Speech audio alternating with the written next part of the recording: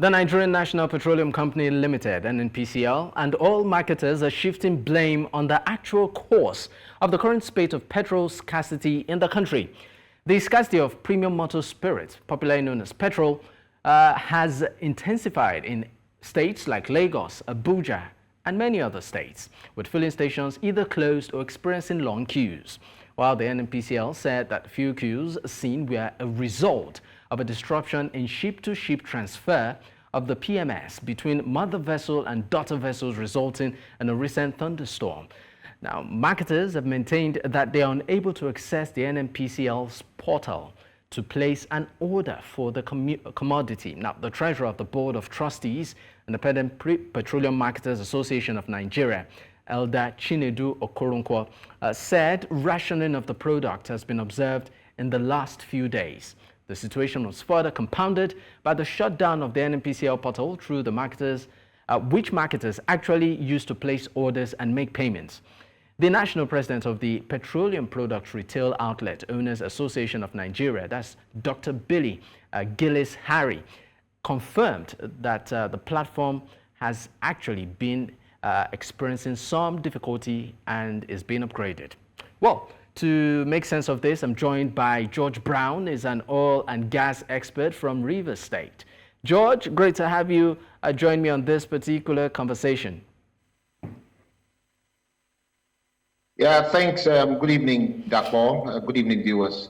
I mean, we are at it again in Nigeria. Another season of long queues at the filling station and excuses from the parties involved. I would like to just immediately, know what you think of what, you feel might be the reason for what we're experiencing again in the country, in some parts of the country. Okay, thanks for having me, Dakpo. Good evening, viewers. Like as it's always been, the issue of scarcity of petroleum products, especially premium motor spirit, PMS, is not nationwide. It's in certain locations or certain states of parts of the country. It's more widespread in Abuja, in Lagos, and parts of the northeast and the northwest. But speaking from what's going on around Rivers, Bayelsa, and parts of Abia, parts of Imo, and Akwa Ibom State, there are no fuel queues at the pump station, but the price of the commodity, the price of the product is quite high compared to coastal city like Lagos. All right. Of course, I would come back to you, George Brown, but joining me right now, to discuss this is Umar Babakano Jada. He's actually the National Secretary of IPMAN. Thank you for joining me, Umar. Now, Umar, my next question would go to you directly. Your body, that's talking about IPMAN, has actually said that one of the reasons for the scarcity being experienced is as a result of challenges with the NNPCL's portal to place order. I'd like to get, some sort of official statement from you. Why are the queues back at the filling station? Yeah, as you said earlier on, some of our tickets are still hanging out with the NNPC, but that's not a major issue because that issue was there before even the scarcity. NNPC are giving us from all directions of that's fuel. They give us from the portal, and they give us directly from some of our affiliated depots like NIPCO and other depots. So far there is no much issue in terms of maybe NNPC portal stuff. So as coming back to the scarcity, as you said. You're heading like saying fuel queues resurfaced. Here in Abuja, I think maybe you need to put it that fuel queues are reducing, and we are hoping to get it, no more fuel queues between now and 2 or 3 days. As I heard you saying that there was a logistical problem, as in logistics problem some days back, that's from mother to daughter vessels, and that was what brought the vacuum. And this is a chain. Whenever you have a vacuum within the chain, for you to beef it up, you have to double up in terms of the supply. If I told maybe you do normal daily supply of 5 million liters, you have to beef it up to 7-8 million before you can be able to fill up the vacuum. And that vacuum is more or less filled, because I can recall on Tuesday, Wednesday, Thursday last week, we had less than maybe around 50 trucks or so within, that's in Suleja, that's in Abuja here. And but from Friday, Saturday, Sunday, there was no day we had less than 100 trucks. And from that day it kept decreasing. Like today, I can see not more than 3, 4, 5 cars in a queue in the station. Umar, why do we have this issue? Recall, over and over. Maybe after a month or 2 weeks, we see the queues again back at the filling stations. Nigerians again have to start to panic buy and all of that. Why is there no lasting solution to this problem? Anyway, I will just chip in, but I'm not in a better position to fix it up. But for us, at least, we can also help out. And if at all given the opportunity, we can do more and better than what we are doing, and we are ready to do that, because we have always been ready to support the system, especially to help the masses. And we have been doing that, and we are always ready to do so whenever invited. In short, being independent, we independent marketers, we have no any other business than this. So whenever the fuel is sufficient, it's more better for us than it being scarce, because when it is scarce, 90% of our marketers cannot be able to get fuel. But many have also pointed to sabotage. A deliberate human effort to make sure that it's a bit hoarded so that the price goes up and then more money is being made into the pockets of some players in the sector. If I told there wasn't any vacuum or any scarcity, why will you hoard products? There is no reason for that.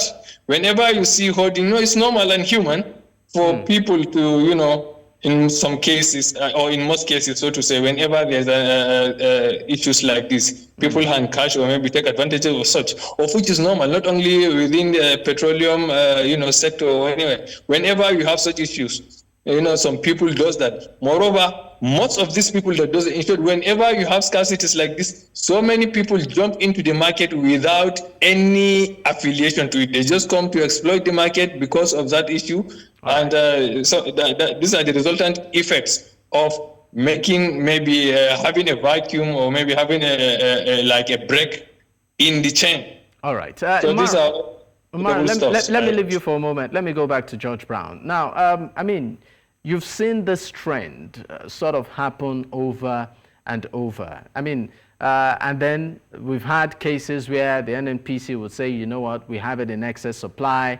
They push the bulk of the blame to other players in the sector.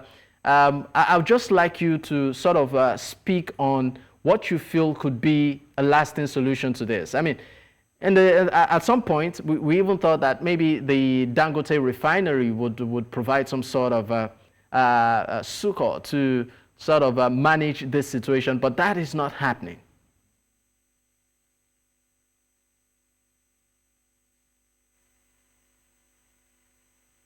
George, can you hear me? Yes, I can. Okay, so did you get my question? Can you hear me? Yes, I can. Did you get my question? Okay, please, can you come back again? Okay, so I asked what you feel could be a solution to this recurrent problem. The Dangote Refinery at some point was hoped to sort of provide some sort of lasting solution to all of this, but here we are again talking about fuel scarcity. Okay, I'm a very pragmatic and practical person, and I try to make the best out of every situation and see the bright side. Now, we have a refinery in the country that is barely a month or 6 weeks old into production. And the refinery operators are already crying out to the world that they're experiencing sabotage. Producers in country are not willing to make products available to them in terms of crude supply. There are no crude supplies, even in cases or instances where they were even made to pay $6 to the barrel above the OPEC benchmark price or even the spot market price, which they always try to do. Still, products are not made available to them. So you can actually see that there is a grand scale of sabotage against that private refinery. Now, if that refinery is guaranteed feedstock, which I believe the NNPCL must have done as part of the precondition of that refinery being established, because you must have access, guaranteed access to feedstock.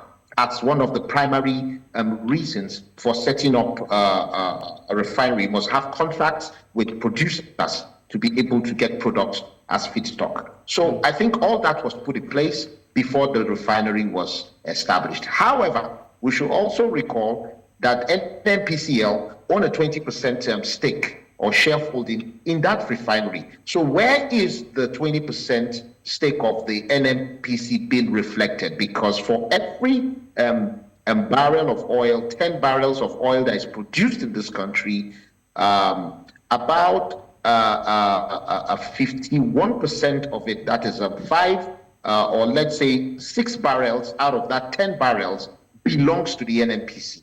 So it's either the producer sells and meets the value of the 6 barrels to NNPC X other expenses at the wellhead. It's either they do that or the NNPC gets her own buyer of her product and picks that immediately from the terminal, the export terminal of the producer.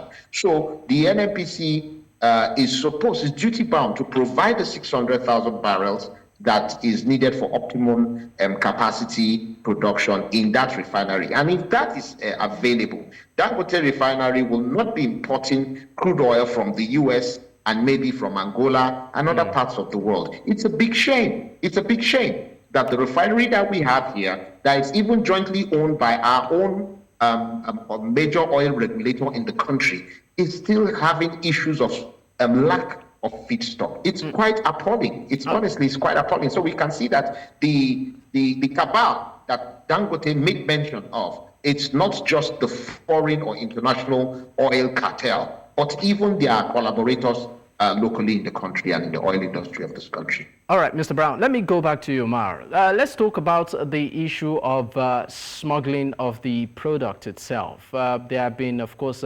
concerns concerning this, and issues have been raised that, it could also be a contributing factor to this shortage that we're experiencing, where many get it here, take it out, and sell to make a profit. I would like to know, is IPMAN aware of this? And if at all, what is it doing about it in terms of reactionary? Yeah, you're right. These allegations are there. And from our investigations, things like this are going. So we have an IPMAN task force, which we put to be sure that, okay, fine, we need to investigate and know what exactly is happening out of these allegations, because there was a time that they said IPMAN members too are accomplice to that. So from our investigations, that this smuggling business has been going for a very long time.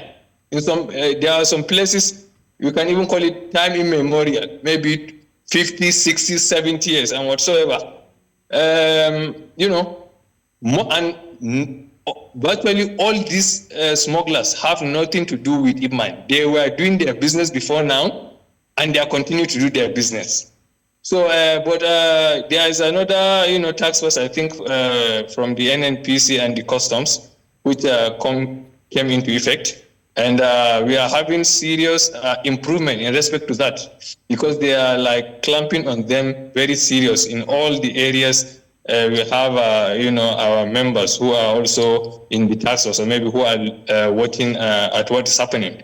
So we have a very serious, drastic improvement in terms of clamping down on those smugglers. So, but it is not part of what brought this,